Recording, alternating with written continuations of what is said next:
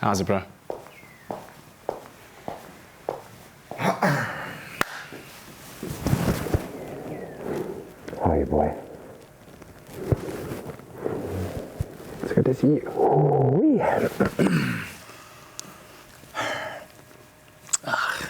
What did that feel like walking back into the studio?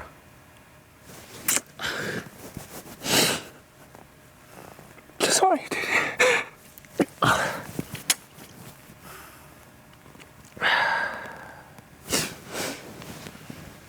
A lot has changed. Yeah.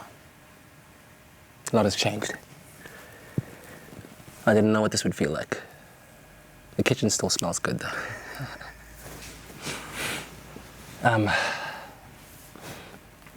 Yeah, I don't even recognize the place anymore.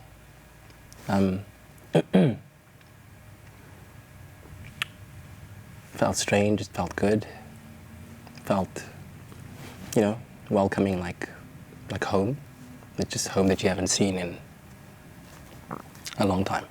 I think that I've always had this terrifying fear in me that you would get to a point where the new you wasn't the old you, and that this wasn't going to be a part of that. And maybe some of the longest and the most arduous and most transformative journeys bring you right back to where you started. Yeah. I think you're right. To a certain extent, the new me is not the old me, but there's certainly elements of the old me that remain, that I think have stood me in good stead. And, throughout whatever it is that has happened over the past couple of years, I think one thing that I could never want to even let go of is this desire that I have to be a force of positivity in people's lives and have them smile and, have them be a part of whatever it is that I am a part of, and walk out of that situation feeling better than they were when they got there. So, yeah, obviously there have been many touch and go moments where self-talk, self-identity was questioned. Like, who am I? What am I here for? What am I good for? But I've worked my way through it with the help of friends and family and just the many people whom I've met in person or on social media that have just constantly had this message: get up, get up. Like, no matter what, just get up and start again. And we'll be there to support you. We'll be there. You can't pay for that. Well, that's the groundwork that you've laid for the 15 years of the career building up to this pivotal moment, this time, this gateway that you were pushed to go through. Sometimes life maybe gently nudges you, sometimes it punches you in the face, sometimes it takes a sledgehammer and smashes you over the back of the head. Yeah. If you think back to that time, which I don't even know if you've got cogent thought in that time, and I don't expect that you have got it all laid down, but if you go back to that beginning, that when the world started to transform so dramatically around you, did you have any inkling when the dominoes started to fall of what was coming? Not at all. No. I think for a large part of my life, even pre-Expresso, things were just in such a locked mode and in such a beautiful flowing mode. It was the engines were working. It flowed from one thing to the next so effortlessly. And so, as the proverbial sledgehammer you describe, going at the engine, when it happens, all you can do, or all I could do for that moment, is step back and look at the pieces of what lay around me and mourn it, because I did. I had to mourn it. It was a death of sorts, yeah, if you will. But at some point, you can either sit and mourn for a very long time to the point where you don't know how to even get up anymore, or you make the decision that no matter what, today I have to get up. I will find a reason to get up and put that one foot forward. And then hopefully you do that enough, one foot in front of the other, every day until the reason that you started with has cemented itself somewhere in your being, so that you generate a momentum again and you can start picking up the good pieces of what was broken and remold them into something new. When everything else is stripped away, and this is something, again, that I've been trying to grapple with, and I could have used your perspective along the way. What do you know about your character now that you've been forced to sit there and take that kind of audit, take that kind of look into yourself, and what are you left with when everything is stripped away, and how did you find that way back? What was that reason? I think the acceptance of imperfection definitely sticks out. Not that in any way, shape or form I had ever regarded myself as being perfect, but the pursuit of that perfection that is elusive and perhaps unattainable, that I was constantly on the path of and trying to touch. And the acceptance of that imperfection, that I'm an imperfect human being, and that is in its own way quite beautiful. That realization came to me even more so once I had my son. Each time I would look at him and look at the way that he looks at me and how he tries to imitate me in certain things that he does, I had to find a certain stability within myself of acceptance, where perhaps he would learn in the years to come to accept himself for whom he is. And I kept saying this almost as a way of hearing it said out loud, is, man, I'm made of strong stuff. Like, I have to believe that I'm made of stronger stuff than this. I look at my son, who's 4 years old now, and I imagine that life is going to throw all kinds of challenges his way. And I'd like him to have that voice inside him that says, no matter what, I'm made of strong stuff. Like, it's an important part of one's character. For me, it's pulled me through some of the darkest times, touch and go kind of moments. What was the darkest moment? Was there a moment where you thought maybe you'd been pushed too far? Of course, of course. And I think in the very beginning, where, that picture that you painted, that everything, it didn't matter whether it was 10, 15, whatever years that you put into something, everything at one moment became impermanent. And there was a moment where, I thought the darkest thoughts, and I don't want to belabor the point too much. I think everyone goes through their own individual trials, and you think, but wouldn't it be better if it was just done? Just quickly, now, done. And then, my family wouldn't have to worry about having to call me every day, deal with this, all of it. But then that's where the reason, right? The reason for it all needs to come from somewhere. And for me, that was Phoenix.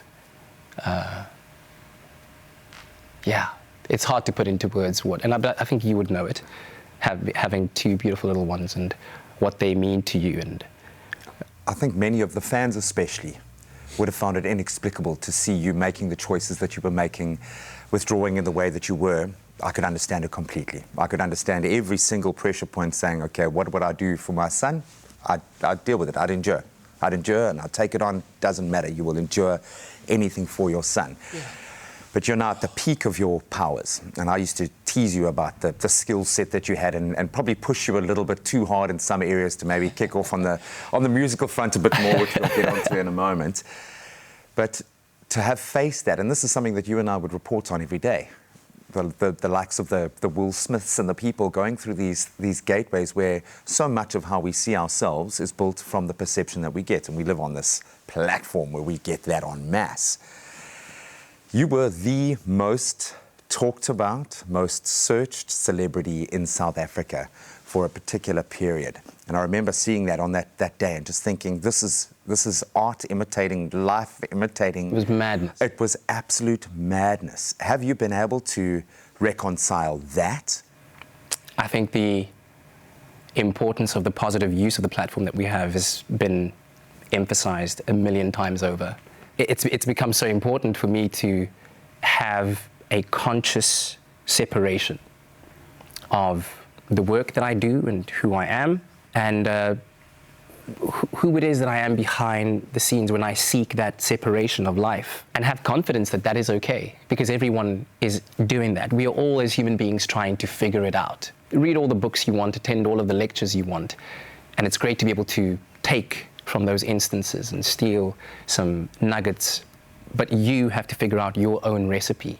Part of the passion for me from the very beginning, 12 years ago, 2010, when we started this show, was the idea of waking up and having a South African, wherever they are and whatever's happening in their life, to make the choice to tune into that show called Expresso, because in it they find some semblance of being, they find some meaning, they find some purpose, they find a perspective that lights the way for the day.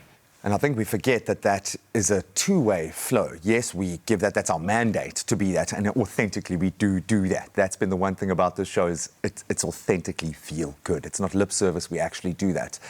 One thing I didn't realize, or that's been reinforced, is that we get that as well.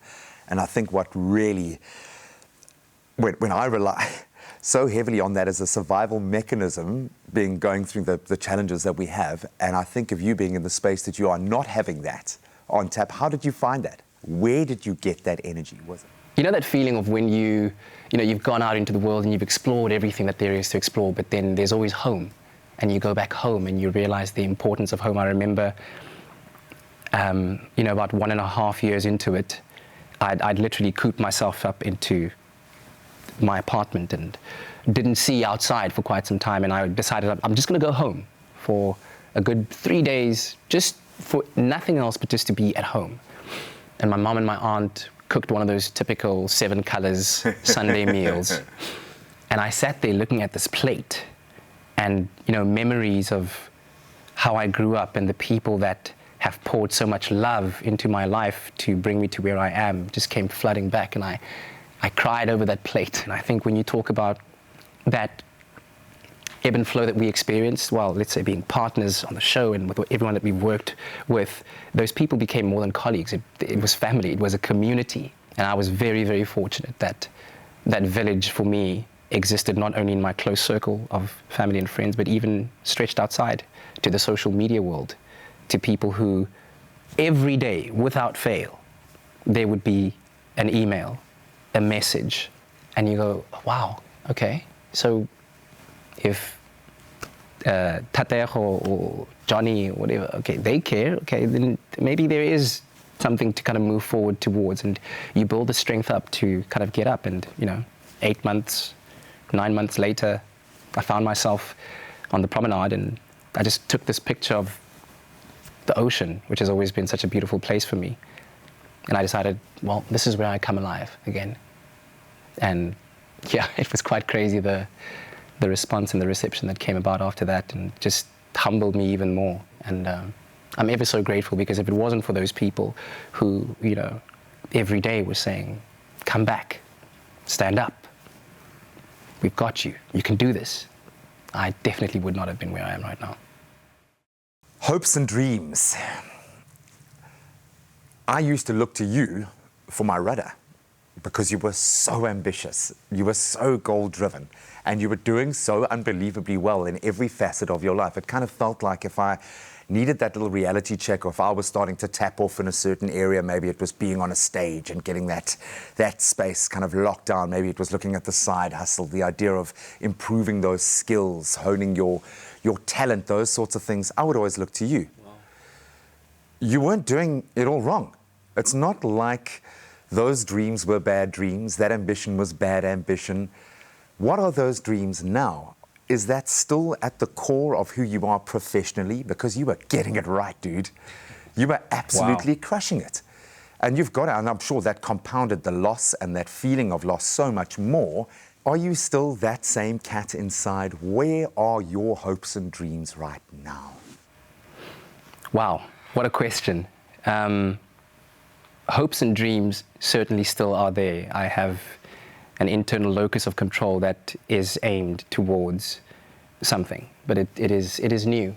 And those hopes and dreams, and I will never tire of saying this, are in my relationship with my child. And especially when I look at the fact that, a lot of people look at the past couple of years and they look at the downside of it. You talk about the loss and all of those things, and I see the benefit that I have had a solid 2.5 years of core quality time with my son. And nothing could ever replace that. No amount of money or dream or ambition or achievement or whatever could ever replace that. But yes, I want to take him around the world. I want to show him what the world is all about. I want to impress upon him the importance of connections with human beings and being able to harness those and have empathy and understanding. When I look at his interactions with not just adults, but with his peers as well, and how he handles himself in situations, it's absolutely amazing. Of course, I still would love to make a mark on the South African broadcasting scene, knowing and understanding how important this platform is in shaping the country. Every single day we have that responsibility on us. There's my passion for music, which will never be. When am I going to get my album? That's all I'm trying to You need to stop asking me that question. The pressure's too much. It's too much. Now look, yeah. The single that I'm hearing about is enough, I think. Okay, so you've heard about it. That's enough. That's amazing. That's amazing. That box was ticked. The crazy thing is, Wow. You and I think, are, because of the job, are very good at talking the talk. It's one thing kind of representing what a good dad is. It's another thing having to earn that right. Do you feel that you've now earned the right to call yourself father because of what you've been through now? Wow. And how important has that been for you and your personal growth and development to understand what it is to actually be a dad, to have gone through this journey? Because it's not just about you looking the part, but you've had to walk it, buddy. Well, have I earned the badge? I think only one person could ever answer that, and that's him, one day when he's able to articulate it. I certainly have moments where I feel, proud of my dadding, if that's okay. And it's stupid things. Like about a week ago, he was trying to ride his bicycle onto a little ledge, and he had fallen off, and he became scared of wanting to do it again. And it took me like a good 10 minutes to talk him through it, to help him to understand failure, falling as a metaphor, getting hurt, but then being able to get back up on the bike and try it again and keep trying. And ultimately he did it. And when he did, it's those moments that make me go, yes, he got it. It clicked. What a little champ he is, man. Yeah, there's not much more that I want to kind of delve into when it comes to him. I think it's time that you don't get back. Absolutely. So I'm so glad that you've had that. When I sit in this space, it's weird. It's taken all of about 15 minutes to feel this kind of click falling into place. When you sit in the space and you kind of feel that vibe and that energy, what did you miss the most about not being on this show, dude? I mean, you only need to look at the amount of time we spent now in conversation where, walking in here, I was a ball of nerves. I mean, I'd been here many, many times before, but it felt like the first time, and the emotions ran high, and I guess it was unavoidable. I didn't plan for it to be so, but here we are now, and I feel genuine love and warmth, and it's reciprocated. The smile is real. It's that family, man, and I missed that, because no matter what was happening in my life around me, I would always be able to walk through that door and know that there'd be a surge of like, welcome home, how are you doing today? And I missed that. I really, really missed that kickstart engine to the day. And we would walk out of here feeling like we could conquer the world every single time. And I missed that, because I think it was a natural part of my bubbly energy that I feel like I had. And, for a time, that flame was kind of extinguished. So being here, being with you again, and wow, it's absolutely amazing. I feel like I have an opportunity here to plug into almost a monk-like wisdom that has been honed through the fire. And I think you're going to have to excuse me for indulging myself, because I didn't realize how much of my processing and my catharsism actually happened in these kinds of discussions, being able to work through ideas with you and our amazing guests that we have. But it's something that I certainly lean on. So I'm gonna round this off with one question, Bud, and don't worry, it's only the most important question in all of the universe. What is the most valuable thing now? What is this gig all about for you moving forward? It always has been, remains, and always will be about the South African viewer who chooses to tune into this show every single day. Because on some level, they depend on this platform and this show to give them that starting momentum to the day. They understand that after being here for a half an hour, for 2 hours, whatever you're doing, just absorbing this energy is something that is so important in steering your day. It has been for me, and it's the kind of ethos with which I approach this job. I have so much incredible respect for the people who choose to be a part of this family every day. And it's family for me. And that's by far the most important thing. This whole time I've been wondering, am I welcoming you back? Am I welcoming a new man into the space? And it kind of feels like a little bit of both, my friend. Seeing you now in front of me has made me realize how much I've forget about the rest of the country, how much I've missed you, Vera, and how much I need you in this space. Likewise. You look good, man. You look good. You feel good. You sound amazing. That laugh hasn't changed. And I'm so proud of you for stepping back into the space in this way. And I'm so grateful that I have you back, even if it's just for 5 minutes right now, so that I can do my weird inner outward processing thing and have my mate back to talk to. Yeah, you're my brother, and this family has missed you, my friend. Yeah, we have missed you so much. I've missed you too, and everyone as well. And to every single person who has prayed for this moment and willed it to come to fruition, thank you from the bottom of my heart. I could not tell you how much this means to me. And here's to many more feel-good mornings. And the single's coming. Oh, goodness. A live performance is coming in just a moment. A new beginning. A new beginning. A new beginning. I still feel like I need to sit down and really just take it all in. Draw it all in.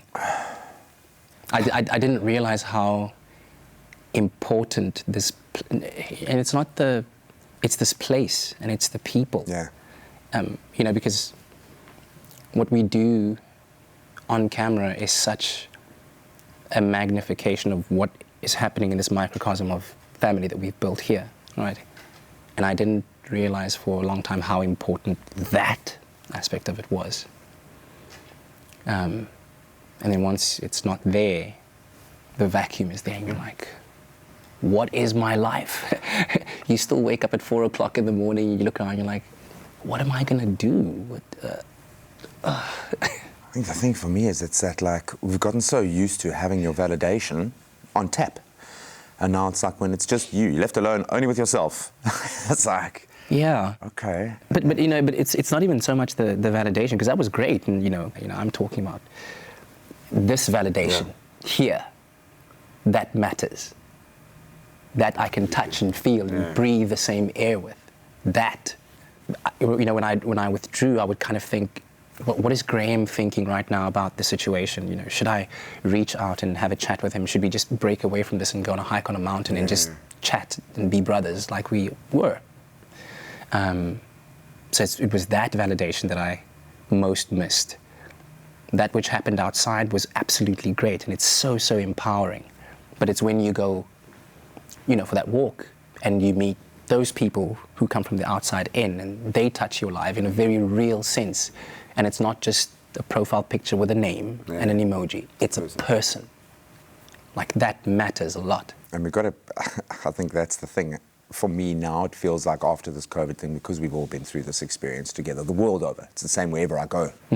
It's like we've had this shared experience of humanity that has just changed everything for me now. Like that, I almost don't want it to go back. I want that authenticity. Yeah. But also there's so much still that we need to achieve within this industry and with this show, but within our space now, and it kind of feels like we can do that on a whole different level. But I need you around to do it, man. Same. Same. We need each other. We need each other. The elders were right, eh? Ubuntu. Yeah, man. They were right.